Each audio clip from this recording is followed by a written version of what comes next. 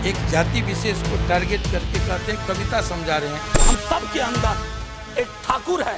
ठाकुर को मारो, अगर है तो आप ढूंढ के। न्यायालयों में बैठा हुआ है, विश्वविद्यालयों में बैठा हुआ है। संदर्भ है महिला बिल का और आप ले आते हैं ठाकुर को मारो। चूल्हा मिट्टी का, मिट्टी तालाब की, तालाब ठाकुर का। प्रबुद्ध पागल ही ऐसी बातें कर सकता है। भूख रोटी की, रोटी बाजरे की, बाजार खेत का, खेत ठाकुर का। सही पकड़े हैं। हम किसी को समर्थन देते हैं तो राजनीति में समर्थन लेते हैं। फसल ठाकुर की, कुआं ठाकुर का, पानी ठाकुर का, खेत खलिहान ठाकुर के, गली मोहल्ले ठाकुर के, फिर अपना क्या। बोलने के पहले पतलून गीली हो जाती है आनंद मोहन अगर वहां बैठे रहते। इस ठाकुर को मारो जो हमारे अंदर है। बोलते राख से जीभ खींच करके आसन पर उछाल दो। हेलो दोस्तों, स्वागत है आपका हमारे YouTube चैनल में। आज की बहस हो रही है मनोज झा की दोबारा पढ़ी गई ठाकुर कविता को लेकर। इसके ऊपर शोभना यादव ने देखिए कैसे बीजेपी प्रवक्ता को डांट दिया। अगर आपको वीडियो पसंद आए तो लाइक एंड शेयर सब्सक्राइब जरूर करें। पिक्चर चालू करो बे। चलो भाई देखो अब मैं क्या करता हूँ। के वाजपेयी साहब, आपके साथ चर्चा की शुरुआत करूंगी। ये जो खेल ब्राह्मण ठाकुर, ठाकुर के कुएं में कितना पानी, किसकी भूख किसकी रोटी, ये किसने शुरू किया है? कौन है इसके पीछे?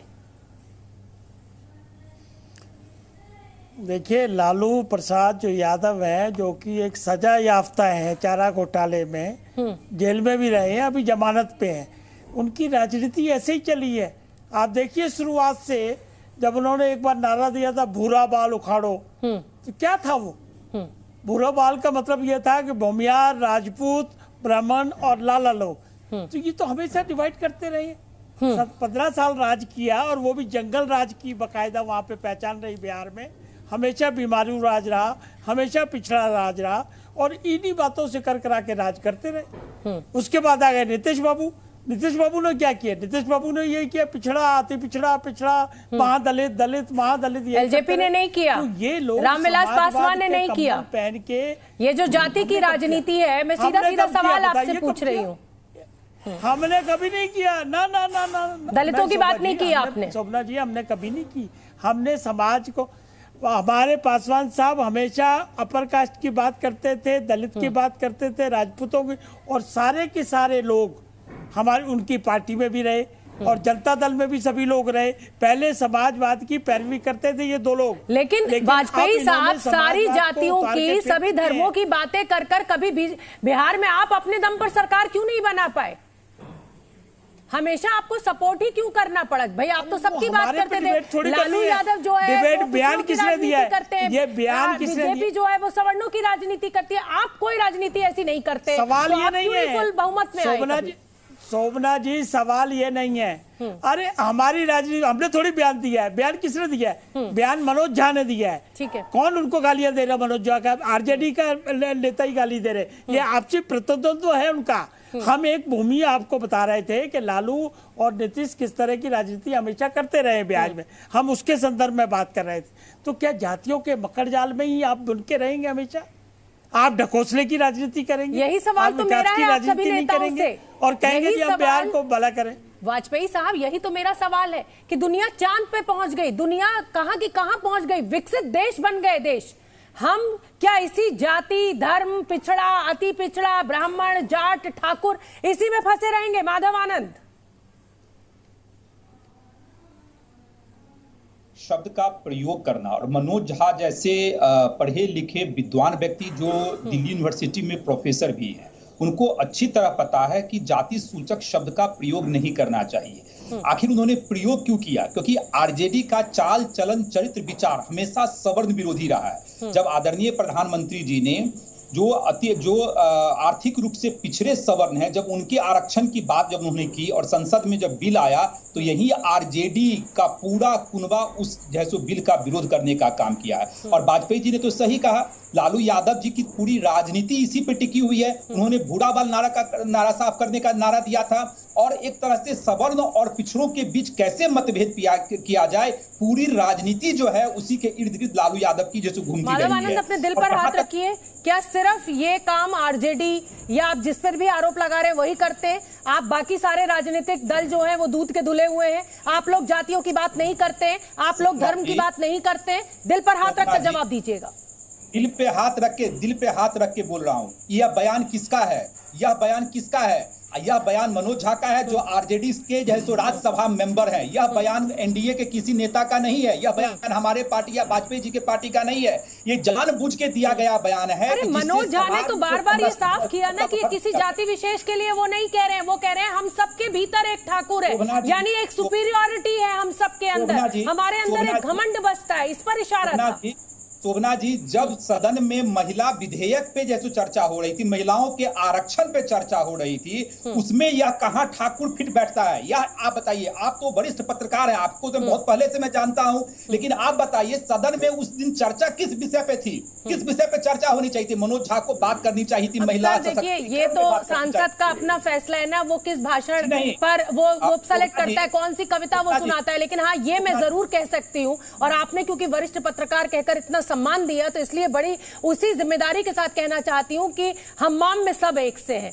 आप कोई भी राजनीतिक दल उठा लीजिए, आप लोगों ने सिर्फ और सिर्फ जाति और धर्म की राजनीति की है, समाज को बांटने का काम किया है। अगर आज ये इस स्थिति में हम लोग खड़े हुए हैं तो शायद उसका जो पूरा डिस्क्रेडिट है वो आप राजनीतिक दलों को जाता है। एक लाइन जोड़ना चाहूंगा। आपने कहा कि वो सांसद का प्रिविलेज होता है। आपके चैनल पे मैं बैठा हूं, आप एंकर हैं, आप मॉडरेटर हैं, आपका विषय कुछ और हो और मैं कुछ और विषय पे चला जाऊं तो क्या आप मुझे बोलने देंगे? आप कहेंगे कि माधव जी अब शांत हो जाइए, विषय से जैसे विषयांतर मत होइए। तो निश्चित रूप से सोची समझी ये रणनीति है, साजिश है। और ये ठाकुरों का अपमान, किस तरह सवर्णों को लगातार अपमानित करने का काम आरजेडी किया है। और खुद जो है तो मनोज झा ब्राह्मण है, ब्राह्मण होकर माधव आनंद साहब, आज भी गांव में घोड़ी नहीं चढ़ने दिया जाता है, छुआ हुआ कुछ जातियों का नहीं खाया जाता है। क्या बात कर रहे हैं? समाज की हकीकत को समझिए, उससे मुंह मत मोड़िए। सवर्ण और दलित और ओबीसी करना आप नेता बंद कर दीजिए। मैं ठाकुर अभिषेक सोम का रुख करना चाहूंगी। आज हम लोग चंद्रमा पे पहुंच गए। अब जाति पाति धर्म मजहब की बात नहीं होनी चाहिए, विकास की बात होनी चाहिए। जो प्रधानमंत्री जी कहते हैं सबका साथ, सबका विकास, सबका विश्वास, उस पर भरोसा करना चाहिए। डेवलपमेंट की बात होनी चाहिए, न कि लालू यादव का जो पैटर्न है और मनोज झा का जो पैटर्न है उस पैटर्न पे हम लोग को चलना चाहिए। ठीक है, ठाकुर अभिषेक सोम, क्या ठाकुरों का अपमान किया मनोज झा ने? देखिए शोभना जी, जो भी मनोज झा जी ने जो बयान दिया है, कहीं ना कहीं लालू जी की सहमति से ये बयान दिया होगा और क्षत्रिय समाज का पूरे देश में अपमानित करने का काम किया है। अगर क्षत्रिय ना होते तो मुझे लगता है हिंदुस्तान भी ना होता। मैं राष्ट्रीय चैनल पे बैठ के ये बोल रहा हूं, क्षत्रियों ने अपनी विरासतों को, रियासतों को दान दे दिया, तब हिंदुस्तान का निर्माण हुआ है। अपने जमीन जायदाद तक पिछड़े वर्गों में बांट दी कि पिछड़े वर्ग तरक्की करें, आगे बढ़ें, तब जाके हिंदुस्तान की तस्वीर पूरी दुनिया में उभर कर आई है। अगर क्षत्रिय ना होते तो मुझे लगता पूरा हिंदुस्तान ही ना होता। दुनिया के नक्शे में हिंदुस्तान को बनाने में सबसे बड़ा अगर कोई योगदान है तो क्षत्रिय समाज का है। और इतिहास गवाह है, इतिहास के पन्नों में दर्ज है कि किसने क्या योगदान दिया है, कौन सी लड़ाई किस समाज ने लड़ी है, क्या किया है। भारतीय का बिल्कुल बराबरी का योगदान है, चाहे वो समाज के आखिरी पायदान पर बैठा व्यक्ति हो और चाहे राजा हो। ये जो आप लोग कह के बांटते हैं ना कि नहीं साहब हमने ज्यादा किया या इसने ज्यादा किया, उसने ज्यादा किया, ये आपको सही लगता है? सब लिखा हुआ है इतिहास के पन्नों में। हाँ। किसने क्या किया है, शोभना जी, सब लिखा हुआ है कि इतिहास के पन्नों में किस समाज ने किसकी सबसे बड़ी भागीदारी रही है। वो पढ़ा लिखा वर्ग था, हिंदुस्तान के जो निर्माण में गंदगी साफ करता था, वो लिखने की स्थिति में नहीं था। ये आप लोग क्यों नहीं समझते? मेरी बात पूरी हो जाने दीजिए। ये क्षत्रिय समाज के अपमान की बात है। करने वाले ने कभी इतिहास लिखा? क्या वो इतना पढ़ा लिखा होता था उस युग में? इतिहास लिखने वाले भी तो वही पढ़े लिखे लोग थे ना जो समाज के ऊपर बैठते थे। आप या तो आप ही बोल दीजिए, आपको सुनना नहीं है तो हमको बुलाया क्यों? अच्छा चलिए सुन क्षत्रिय लेते हैं। समाज की सबसे बड़ी भागीदारी है हिंदुस्तान के अंदर, हिंदुस्तान को बनाने के लिए, और आज क्षत्रिय समाज को अपमानित किया जा रहा है।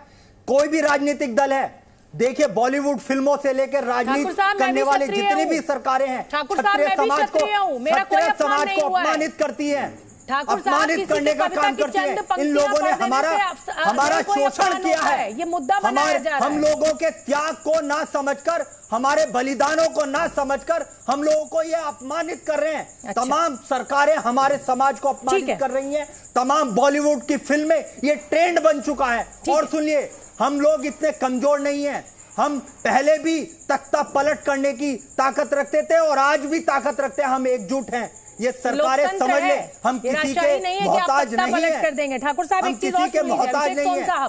ये बताइए कि 21 राजा तारीख थे को हमारे बयान दिया, पूर्वज, 21 तारीख को बयान दिया, 26 तारीख को आपको ये अपमान याद आया? हिंदुस्तान हमारी जागीर, हम लोगों ने जागीर दे दी, तब हिंदुस्तान का निर्माण हुआ है और हमें इस बात पे गर्व है। अगर आप लोगों ने कोई जागीर दी हो, कोई रियासतें दान की हो, तो हमें बताइए किसकी कितनी बड़ी भागीदारी रही है। हमें इस बात की हमें गर्व है कि हिंदुस्तान हमारे बाप दादाओं की जागीर है। लेकिन जिसने रियासत दी और जो इस आखिरी पायदान पर बैठा इस समाज का व्यक्ति है, मैं दोनों का योगदान बराबर मानती हूँ। दानिश इकबाल साहब,